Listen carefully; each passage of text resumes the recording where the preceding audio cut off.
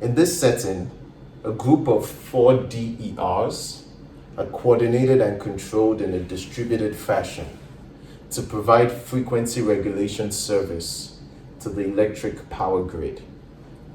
This demonstration mimics the frequency regulation ancillary service program that's provided by PJM.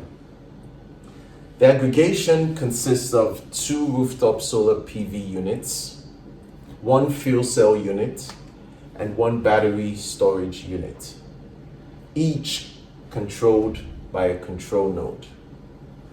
A regulation signal is received from the grid operator, and this signal states the power that the aggregation must inject into the electric power grid.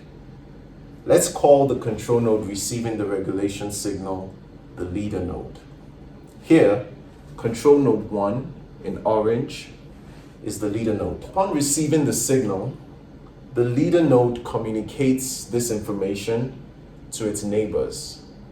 They communicate to their neighbors, and this process is repeated by all the control nodes until the distributed system asymptotically reaches consensus. Consensus is reached when all control nodes have computed the optimal contribution of the DERs they control.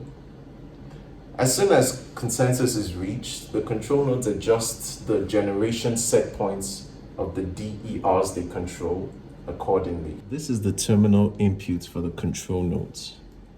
And right now we're going to send a 1000 watt regulation signal to the leader node. And we expect that this signal will be disaggregated amongst all the control nodes so that the net power injected into the bulk grid would increase by 1000 watts. And now we should see this power increase by 1 kilowatt. There we go. It's just increased by 1 kilowatt. And the outputs of each of these DERs has increased in proportion to the available capacity to allow this happen. Now let's look into their outputs. All right, there you see.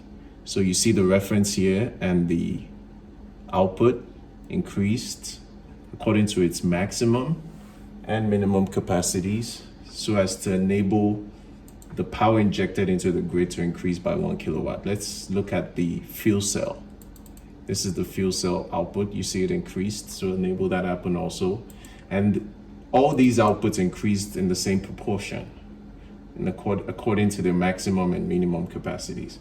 Over here is the reference power, the new reference power for this particular DER. And now I'm going to send another regulation signal, and this time around it will be for 10 kilowatts.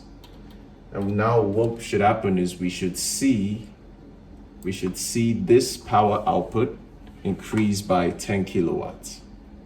All right, so we should see about 22,000 watts or 22 kilowatts. All right, and I'm going to send it now, and it is sent. All right, so now these DLs are going to disaggregate that signal. There we go. You see, now the new power output is 22,000 watts, and the outputs of each DL was adjusted accordingly. They are now all in red because we are really close to the maximum capacity. If I zoom in here, you can see that. You see, this increased and it's really close to its maximum capacity now. So this tells us we're in the danger zone. For the fuel cell, same thing. For the other rooftop solar PV, same thing. And finally, for the battery storage unit, same thing. So we're much closer to their maximum capacity. And you can see this, the new set point here is now in the range of order of 4 kilowatts. All right, and we can also observe the internal states of the ratio consensus algorithm that enables this happen. So you can see the internal states, they converge here.